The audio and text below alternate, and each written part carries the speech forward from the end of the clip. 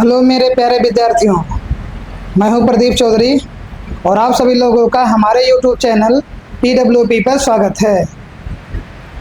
आज हम लोग अपने इस लेक्चर की कड़ी में जो ये गॉस के नियम का अनुप्रयोग चल रहा है उसमें तीसरे डेरिवेशन अर्थात तीसरे कॉन्सेप्ट का अध्ययन करेंगे।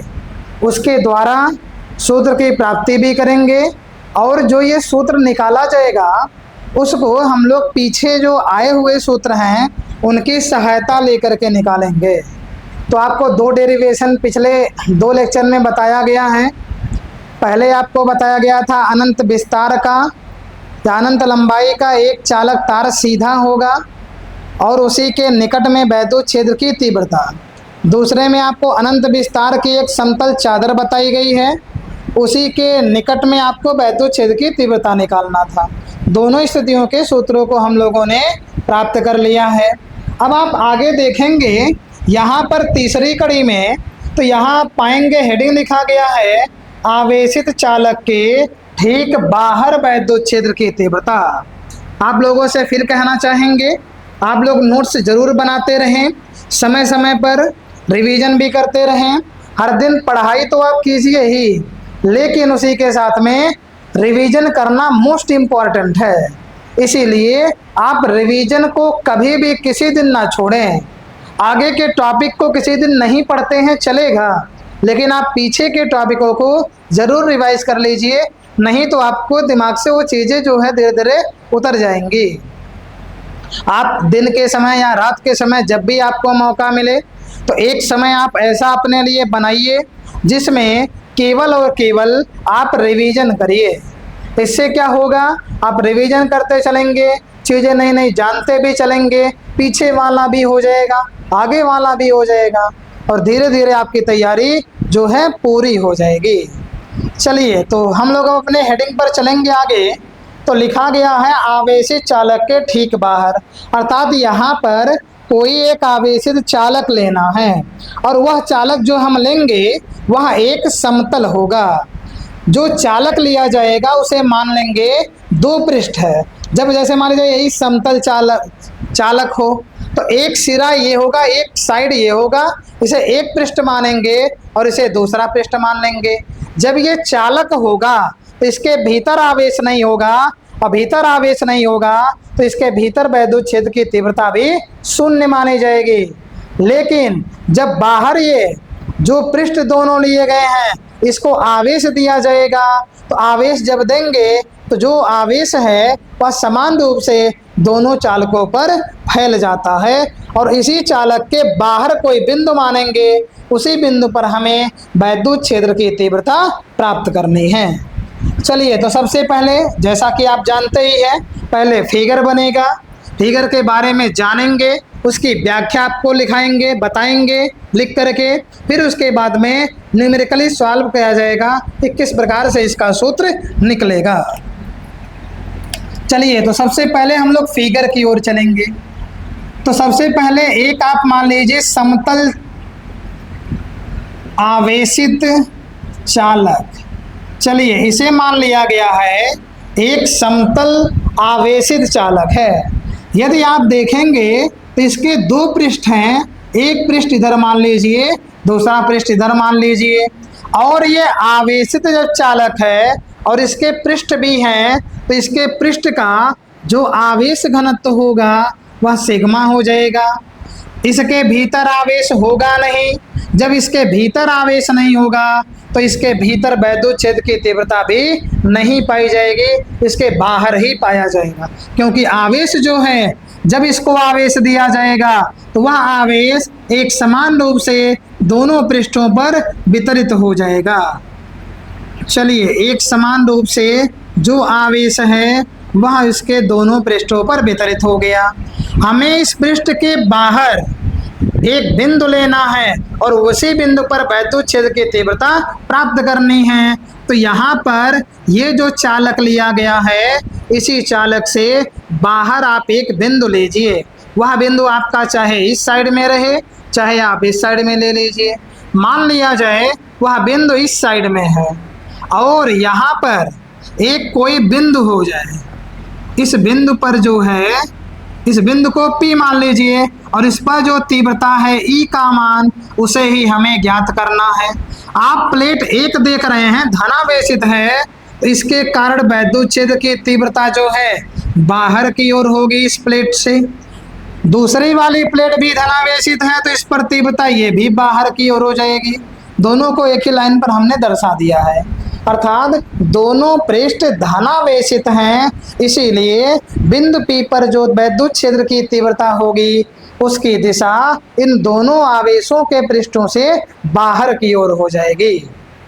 चलिए अब यहाँ पर हम लोग आगे सॉल्यूशन करेंगे। तो पहले जो जो माने हैं कि मान लीजिए एक अनंत विस्तार का एक धनावेशी समतल चादर है, इसके दो पृष्ठ हैं, दोनों पृष्ठों पर आवेश जो है समान रूप से वितरित होगा। इसके भीतर आवेश है नहीं, आवेश नहीं भीतर है, तो इसके भीतर वैद्युत क्षेत्र की तीव्रता भी शून्य होगी। इसके बाहर एक बिंदु P मानेंगे, वहां पर वैद्युत क्षेत्र की तीव्रता ज्ञात करनी है। E1 के कारण तीव्रता पहले पृष्ठ के कारण तीव्रता E1, दूसरे के कारण तीव्रता E2 है। चलिए तो इनकी व्याख्या हम लोग कर लें, इसी फिगर को देखते हुए करेंगे। माना अनंत विस्तार, अनंत विस्तार क्यों लिखा जा रहा है? क्योंकि इसकी लंबाई पता नहीं है। अनंत विस्तार की एक धन आवेशित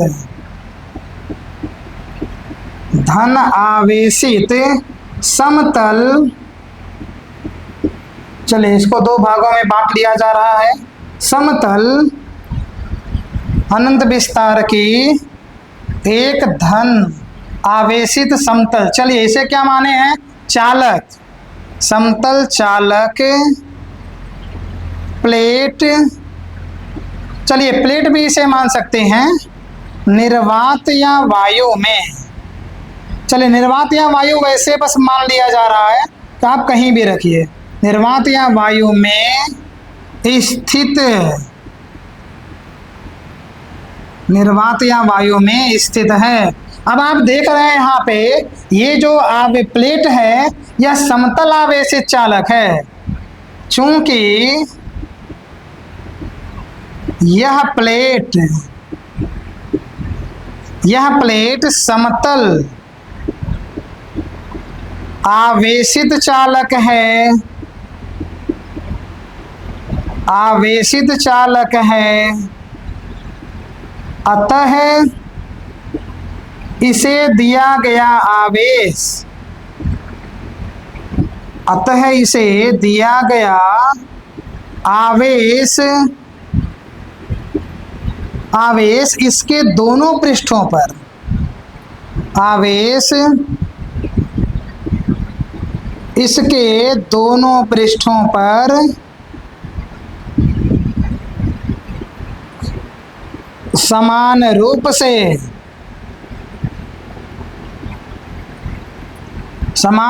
से वितरित हो जाता है। चलिए क्या क्या बताया गया यहाँ पर? एक आपका जो है अनंत विस्तार का धन आवेशी समतल चालक है, इसे आप चाहे निर्वात में रखिए या वायु में रख दीजिए।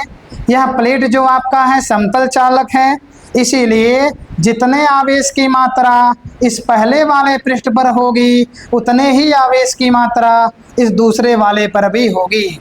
चालक के भीतर वैद्युत आवेश आपको शून्य बताया गया, यहाँ लिखेंगे चालक के भीतर, चालक के भीतर आवेश शून्य है,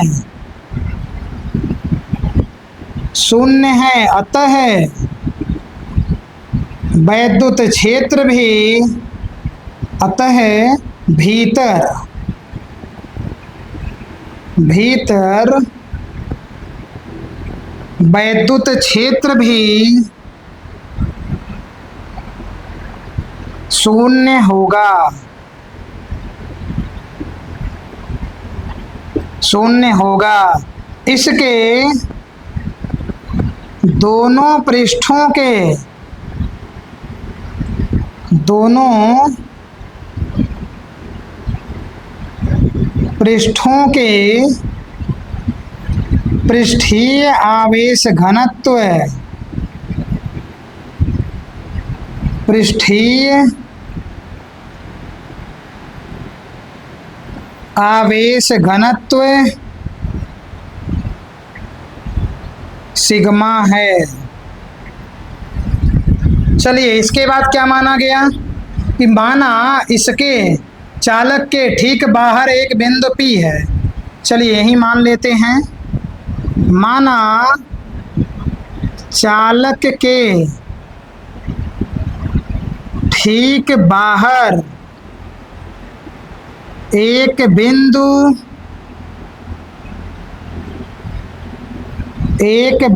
P है, जिस पर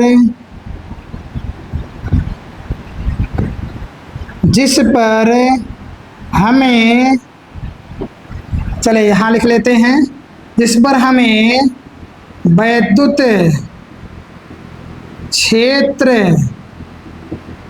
की तीव्रता ज्ञात करनी है।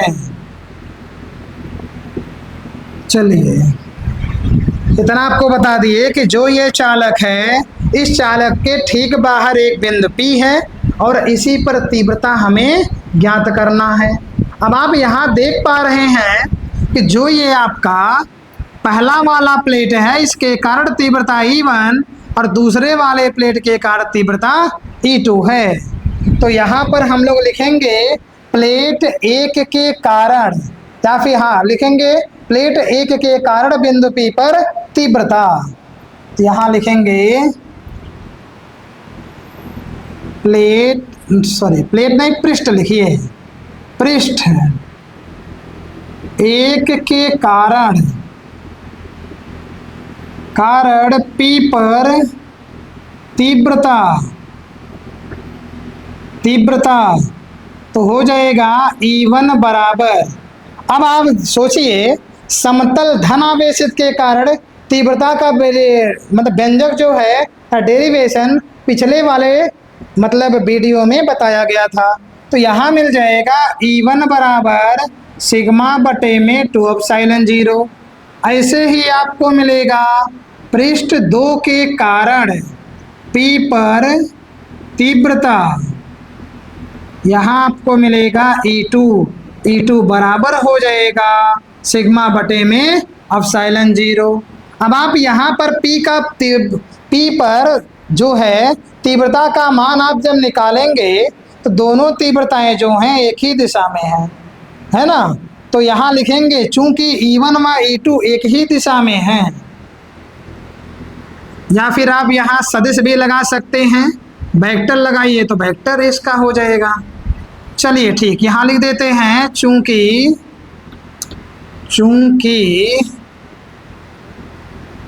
वेक्टर E1 व वेक्टर E2 की दिशा या की दिशाएं समान हैं, अतः परिणामी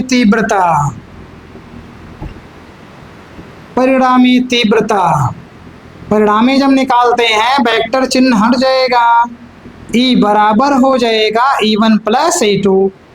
E का मान निकालना है तो E1 का मान आप रखिए सिग्मा बटे 2 एप्सिलॉन 0, E2 का मान आप रखिए सिग्मा बटे 2 एप्सिलॉन 0। दोनों का एलसीएम लेंगे 2 एप्सिलॉन 0, ऊपर सिग्मा और सिग्मा जुड़ेगा, E बराबर आएगा 2 सिग्मा बटे में 2 एप्सिलॉन 0। 2 से 2 कैंसिल हो गया और आपको मिल गया E बराबर सिग्मा बटे में एप्सिलॉन 0। मात्रक आप यदि लिखना चाहें तो न्यूटन प्रति कूलाम हो जाएगा। तो आप यहाँ पर देख पाए परिणामी तीव्रता हम लोगों ने निकाल लिया, E बराबर E1 प्लस E2। E1 का मान E2 का मान रख दिए, दोनों को जोड़ दिए, जोड़ने पर ये मान आपको मिल जाएगा। सॉल्यूशन इसका बहुत ही इजी है, एकदम छोटा सा डेरिवेशन है, कहीं बहुत बड़ा नहीं है, एकदम इसका इजी लैंग्वेज भी हमने यहाँ पर आपके लिए उपलब्ध करा दिया, लिख दिया है। अब ये आपका 3 जो है ये गॉस के नियम का अनुप्रयोग टॉपिक पूरा हो गया। अब हम लोग अगले लेक्चर में चौथे कॉन्सेप्ट की ओर चलेंगे और इसके बाद अगले में चलेंगे। तो आप लोग इसका अपना नोट्स बना लीजिएगा, इसको रिवीजन कर लीजिएगा, रिवीजन कर लेंगे तो आपको आ जाएगा। मिलेंगे नेक्स्ट वीडियो में, तब तक के लिए जय हिंद।